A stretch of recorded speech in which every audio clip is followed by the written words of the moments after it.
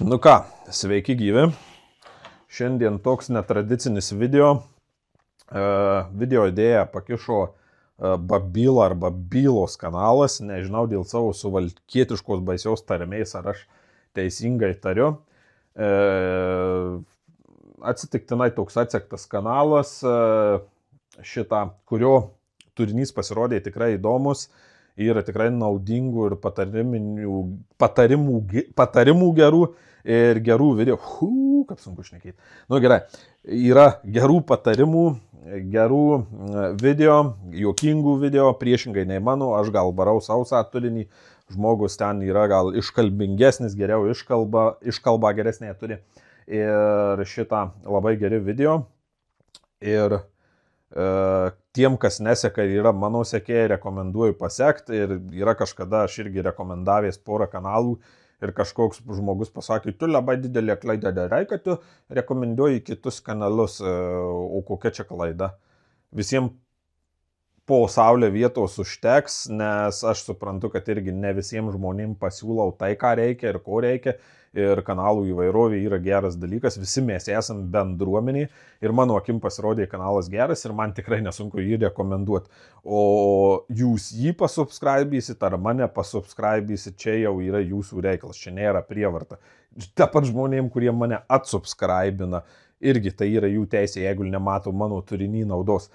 Tai va, tame kanale buvo geras video apie pasatėlio kėlimą technikiniai. Ir čia man tas video pakišo tokią gerą idėją, kad aš iš tikrųjų tam tikrų remontų, sakykime, nefilmuoju, nes, paprasčiausiai gal nematau materialinės naudos, bet paskui tą video pasižiūrėjus ir pagalvos, kai kuriems žmonėms iš tikrųjų tie video naudingi. Bet čia iš karto mano asmeninis patarimas, sakykime, kas remontuojat mašinas ir darot, sakykime, įvairaus tipo remontus su kėbulais, turit vieną dalyką išmokti. Dažniausiai žmonės, kurie atvažiuoja remontuotis automobilius, jie nori arba to prasto, arba itin gerų remontų. Itin geras remontas ten yra jau atskiras klausimas, bet prasto remonto atveju, to vadinamo technikinio remonto atveju, jei jūs ne savo darotės, geriau, kad ir žmogus iš tikrųjų pats savo ir pats savo rankomis darytųsi, nes yra sunku sukurti, sutarti abiem gerą kainą ir šitą klientą tokį, kaip tas sako, maksimaliai patenkinti. Yra gerai klientų, kuriuos tu žinai, iš tų imi, jis pasako technikiniai, tu jam ten kaip tai padarysi ir jam yra gerai. Bet yra žmonių, kurie padarai technikiniai palyginus normaliai, o jis po pusės metų atvažiuoja. Tai kaip čia yra ir tu jį žiūrai, tu galvoji, tu dalbajobas ar aš dalbajobas. Nes taip, tokių žmonių yra, tai turit suprast, kad tuos technikinius remontus geriau daryti savo automobiliam negu klientų automobiliam. Tas video pakišo tokią idėją, kad parodyt vadinamą gal rečiausiai pasitaikantį bent remontą, kai žmonės nori vadinamų tokio remonto. Jeigu yra toks, technikinis toks ir yra toks vidutinis, vadinamas angliškai mediocre remontas, tai yra, kad abi pusės liktų finansiškai patenkintos, prie remonto būtų nesugaištama didelio laiko, reiškia, nebūtų laiko nuostoliai ir neužimtų vietos, vadinamas mediocre remontas.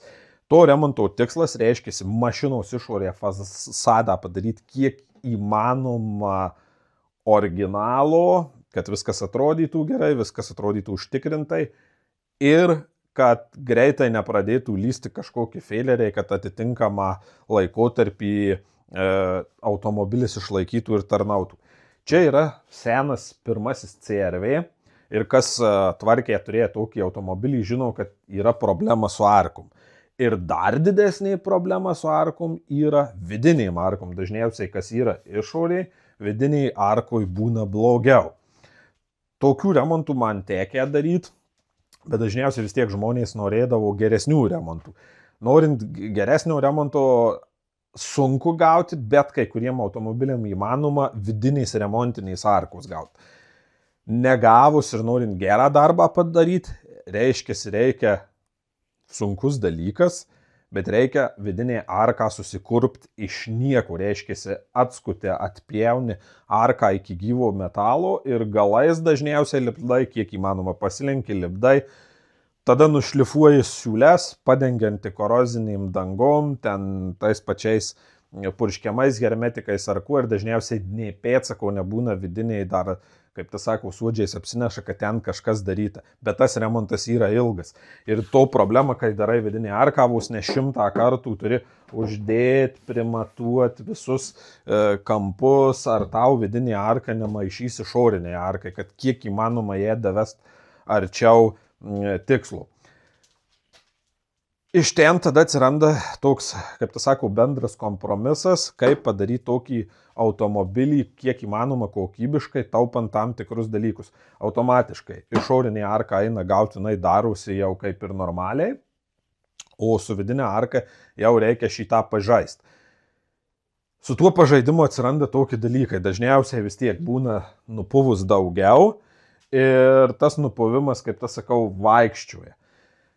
Tai priklausomai, kiek tas nupuvimas įvykęs, jūs turite įvertyti. Nes vis tiek tas remontas turi būti šita dalis ten prastas arba vidutinis, tai apatinė arka turi būti bent jau vidutinio lygio ar ne per daug ten perpuvus, kad kažkokį tą tokį vadinamą, pavadikim, kokybišką haltūrinimą atlikti, kad su ta arka kažką eitų padaryti ir dar iš jos kažką išgimdyti. Jeigu abi dvi pusės tiek šita yra šūdina, ant jos nieko neina daryti ir realiai tada vis tiek reikalaus abi dvi pusės gerų remontų. Gaila, kad nepradėjau iš pradžių filmuoti, kaip tas sako, man geros idėjos tik tai, kad durnam į antrą dieną šauna, galėjau nuo pradžių, tai čia dalį papasakosiu, paskui iš vidaus nufilmuosiu. Tai va, arka dažniausiai būna nurūdėjus, kokie toliau veiksmai. Būna vadinamas tas jau nupužuojas iš abiejų pusių metalas, pasimat orinė frezukė ir tiesiog nušlifuojat. Ten, kur metalas praktiškai negyvas iš abiejų pusių, tiesiog freza greit nuvalgys, kur pradės matyti, kad metalą valgo, metalo druožliais, einat gražiai ir išvaikštot. Tolesnius parūdimus iš viršaus nusišlifuojat, iš apačios nusišlifuojat. Jeigu yra galimybė, dar nusismėliuojat ir padengiat antikoroziniam dangom. Čia ir atsiranda toks dalykas, paskui reikia kažkaip tas arkas sujungti. Kadangi jos nėra, šita skantas jau gausis toks kaip ir silpnesnis. Tai jos sustorinimas ir sustiprinimas, tai dažniausiai yra hermetinių dangų pastorinimas arba kitomis dangomis pastorinimas, padarinimas, pakietinimas. Bet čia nėra labai pavojingas dalykas, nes čia yra plasmasinė apsauga, tas dvigubas sustiprinimas šitam sparnui, jisai jokio realaus vaidmens netlieka. Tai realiai, va kaip čia čiupinėjau, šitoj vietoje va jaučiu, kantas tik nėra briaunukės, bet yra į kantą atsirėmė, šitoj vietoje yra tokia skylė, čia va nedidelė skylė, čia praktiškai ties čia. O čia dabar jau išvalgyta viduj yra. Ir ten gaunasi tarp išorinės ir vidinės arkos atsiranda plyšys. Senais laikais ką darydavau?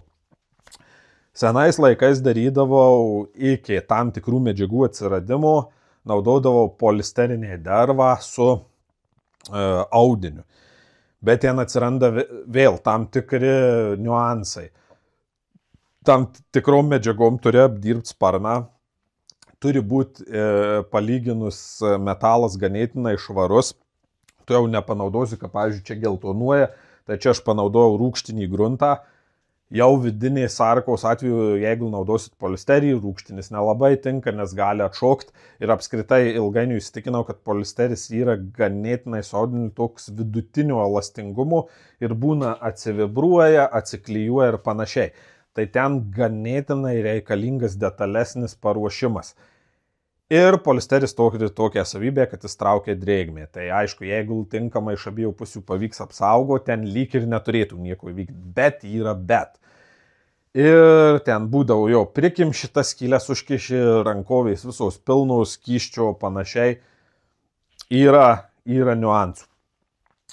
Vėliau vidinė arka privedinėdavo tokiais dalykais čia, kur liečiasi, yra vadinamas panel bondas. 3M pardavinėja, tai yra panelių klijai, metalo klijai. Dabar daugumoje automobilių yra tam tikrose vietose naudojama kniedžių ir klijų kombinacija ir jeigu remontuoji tuos klijus, ten turi perklijuoti tas paneles ar panašiai ir juos eina gauti. Tai buvo toks būdas, kaip, sakykime, vidinėje arka, sakykime, ten, kur prisiveda priklijuoji, o ten, kur skylės, pasidarai nedidelius metalo mandžetėlius, kuriuos priklijuoji.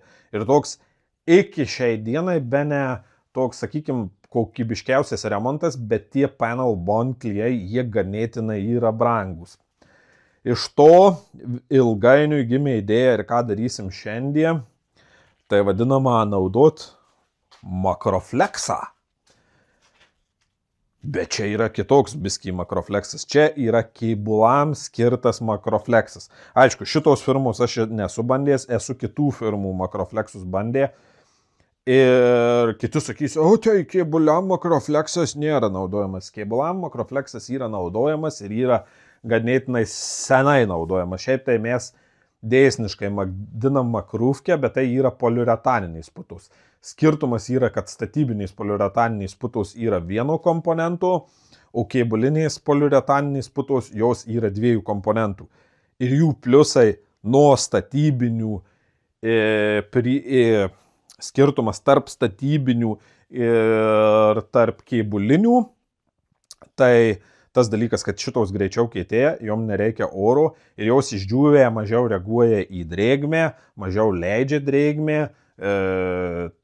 turi tam tikrus elastingumus, tai elastingumas nuo pačių priklauso, nes, pavyzdžiui, čia yra Radexo, aš jų nebandęs, čia rašo semi rigid, tai vidutinio standumo, turi tokį elastingumą, bet jos kartu yra, kada nestatybiniais, jos pritaikytos geriau lipti prie metalų, prie gruntų ir panašiai. Statybiniais jos, jeigu ten bus kažkokia cinkovkė, kažkur viduje nedasigruntavot, pūsi tą makrofleksą, pagaus vibracijos ir atšauks. O šitie vadinami putos, aš ką vadinu makrofleksą, bet tai yra poliuretaniniais putos, tiek statybiniais poliuretaniniais, tiek šitos putos, jos naudojamos seniai, jeigu kas netiki, tai pavyzdžiui 39 slengstį prasipjaukit, yra plasmasiniais pertvaros, kurios už hermetinė, kaip tai sako, slengščio sujungimą aplink tą plastiką yra putos. Tai yra tai tokio tipo arba panašios putos. Peugeot ten 505, dar ten į priekį daug nepasakysiu, neatsimenu, kai eina vadinama stiklo palangė, nešanti stiklo plokštuma ir į bagažinę vidinį plokštuma lopšio laikančioji ir ten eina sukniedinta ir kad daugumoje automobilių, kad vadinamas girgždukas neatsirastų, tos 3 plokštumos yra tokia gabalas makroflekso, yra 3 plokštumos supūstos makroflekso, kaip kokį 4-6 kumščiai makroflekso kiekis, kuris pašalina tas tokias vibracijas, girgždukus ir šiek tiek sustandina kėbulą tam tikrose vietose. Tais arba paprasčiausias dalykas, ką galit pamatyti, tai yra vienais atvejais tarp kapoto rėmo ir išorinės skardos gali būti naudojama klijai arba hermetikas, tam tikrų kitų gamintojų tokios lyg kietos, tokios lyg guminės tokios putos atrodo. Tai dažniausiai būna 2 komponentų poliuretanas. Tai ką, išsigruntavau ir esminis tikslas šituos plyšius užpildyti šituo kėbuliniu makrofleksu, vadysiu makrofleksu, 2 komponentų poliuretaniniam putom. Kadangi jos džiūsta greitai, atlikti suformavimą ir ten stengtis nepjaustant, nes kiek mokinausi senais laikais, esminis putų apsauginis barjeras yra išoriniai plėveliai. Jei nupjauni, tada drėgmė jau į poras lengviau papuola ir gali atsirasti tam tikros bėdos. Šiaip tai neturėtų, nes vis tiek jos neina visų putų ilgių, bet tikimybė, kad kaups drėgmė padidėja, nes esminis šitų putų apsauginis, kaip tas sako, sluoksnis ir sisteminis sluoksnis yra putų išorėje. Tai tokiu atveju, jeigu visgi ten tektų nupjauti ar panašiai, kai tekė su 3M dirbti, tu tiesiog tas putas purškiamų hermetikų ar kažkuo tiesiog užkrėti ir paslėpi tą vadinamą putas ir sluoksnį. Tai čia, kadangi yra pora taškų kontaktuojant, tikriausiai arba hermetikų, klyjuojančių hermetikų poliuretaninių, šiaip tai geriausia būtų panel bondas, bet nežinau, kaip tyčia ar aš turiu, bet jeigu turiu, tai gal ir naudosiu panel bondą, gražiai įlindęs, o ten, kur yra ertmės, naudosiu makrofleksą. Pabandysiu nufilmuoti, jeigu neišeis kameros įstatyti, nufilmuosiu rezultatą. Tai va, šiandien toks dalykas, vidutinis remontas. Vidutiniai remonto, kaip tai sako, niša, kai kažkada reikalinga tam tikra kokybė ir tam tikrus žingsnius reikia apžaisti. Tai kadangi arkos ganėtinai dar nėra perpavienis tekė, kad ir po delną skylės į viršų, o čia, kaip tas sako, turim 2 pirštą ir panašiai lenda, tai šitas variantas gali būti kaip variantas ir neina viso arkos ilgiu, yra vietų, kur rėmėsi, tai padarysim su šituo ir paskui užnešim storiau hermetikų, kad pati ta skarda briaunukiai sustandėtų. Tai va, pradžiai tiek.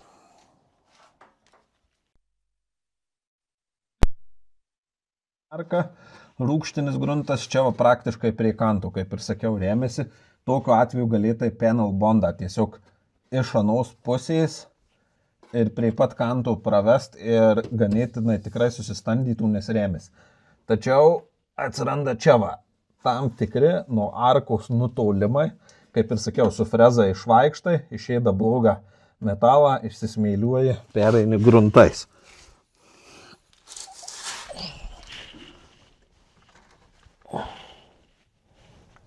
Čia va praktiškai yra ganėtinai netoli ir ten va plyšėlis išvalygyta. Tai čia naudosim tą vadinamąjį 2 komponentų makrofleksą, nes vieno komponento makrofleksas jis nėra tam skirtas. Tai va šito video tokia vidutinis remontas, kaip apžaisti tam tikrus dalykus ir kad yra tam tikros medžiagos, kurios gali jums pasitarnauti. Aišku, jų nėra tepideliai tam skirta paskirtis, bet jeigu visgi reikia tokio sprendimo, tai kad žinotumėt, kad tokios medžiagos egzistuoja. Nu va, čia yra prasčiausia arka ir plyšiai yra bene didžiausi. Tai jeigu jau būtų kažkur už šito taško nusikramtę, tai jau tikriausiai būčiau bet kokį virinimą atlikęs, bet dabar esminis, kad susistandyt tarp to plyšio ir panašiai. Tai va, tikslas toks, o paskui šitas tarpas, kas čia bus tiesiog daugiau įpūsta hermetikų ir jinai turėtų susistandyti. Nes šitą arką, jinai, kaip tas sako, principė, kad į saloną rūdžių nepripūstų ir kad biskį šitą gautų tvirtumą. Tai mums esminis tikslas užpildyti šitą plyšį. Dar nufilmuosiu kitą pusę. Tą vadinamą 2 komponentų poliuretaninės putas, vaizdas gaunasi daugmaž toks. Vienas minusas, kad jos ganėtinai tekios. Jos ne iš karto kaip putos išeina, bet kaip skystis ir kyla. Tai vertikalėje dirbti yra sunku, bet jos jau va, po 10 minučių jau jos vietom kietos kaip kaulas. Tai kur labai gal dideli plyšiai, reikėtų naudoti kito varianto. Esu kažkada naudojęs, kur gaunasi jos kur kas kietesnės, bet ta prasme, nes čia yra semigridas, Bet jos atliko gaunasi priklijavimą ir sustandinimą. Tai jau žemyn tiek, aišku, aš maščiau paliai pat kantą pūstis ir šitą su hermetiku. Nu, bet čia ką, pertekliuje, kas atpjaustysiu ir išpūsiu šitą hermetikais ir paskui gal nufilmuosiu galutinį rezultatą, kaip kas gavosi. Tai va, nes jis šiek tiek linkės pasmuk dėl to, kad išeina iš pradžių iš angalių kaip skystos konsistencijos, o kyla po to. Bet jau po 10 minučių jis yra kur kas kietesnis net už standartinį makrofleksą.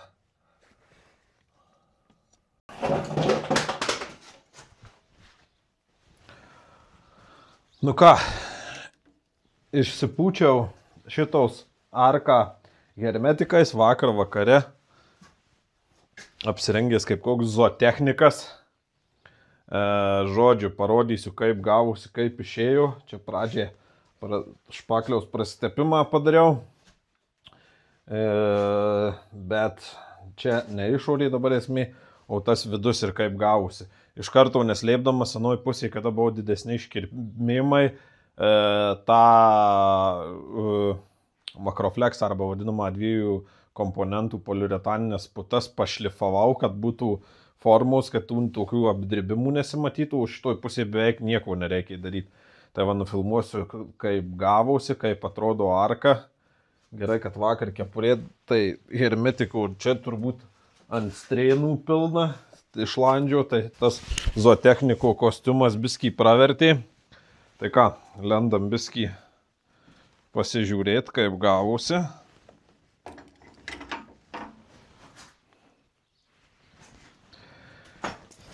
Pučiau geltonu šituo hermetiku vien tam, kad geriau matytųsi jum, turiu ir juodą. Čia, kad šita vieta iš po ratų. Viskas, kas čia išpūsta šitoj vietoj, kaip bebūtų nesimatys iš po ratų, šita vieta matysis, tai nežinau, juodų grunto ar graviteksu ar juodais dažais kažkuo užtepsiu ir viskas.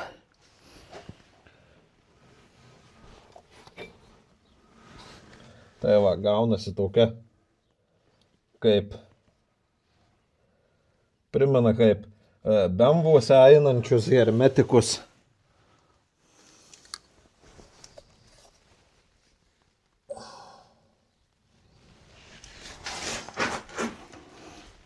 Kaip BMW eina, Volkswagenuose kai kuriuose.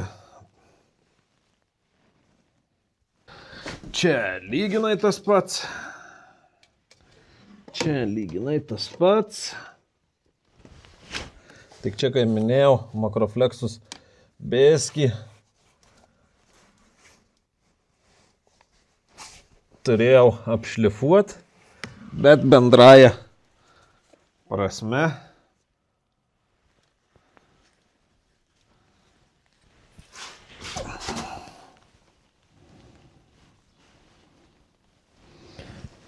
čia, kad ant kantoje, kas papul, šiaip turėtų vis tiek nusišveist. Čia įkniedinti sriegiai, šiek tiek užpučiau rūkštiniu, kad jie, bet vis tiek šlifuojant turėtų nusivalyti, bet zapasu, jeigu liks, kad turėtų po savim pagrindą, tai kantą šiek tiek lengvai rūkštiniu. Tai va, šiokia tokia terlionė, bet pavyko palyginti solidžiai ir neblogai. Turėtų būti gerai. Ir aišku, vidus, jeigu visgi šitas, pavadikim, drėgmės atveju, sakykim, traktuojama, kad vienas komponentas labiau drėgmę traukia negu 2 komponentų poliuretaniniais putos, vis tiek paimsiu iš vidinių ertmių, visur užpūsiu vašku, tai gausis metalo apsauga, ir čia, kur yra tas makrofleksas, šitam sandūrui iš išorės aptekės šituo vašku, iš vidaus saugos hermetikas, iš išorės vaškas. Ir turėtų tokia būti ganėtinai drėgmei atspari langetė. Ir pati arka jau tokia gavusi neskambanti, netuščia, kaip būtų tik tai iš šito metalo ir dabar jau jaučiasi, kad jinai stipresnė, nes stengiausi ir ant briaunos, ir į kantą purkšti purškimo ginklu. Tai va, šiandien video tiek. Dėkui, peace out.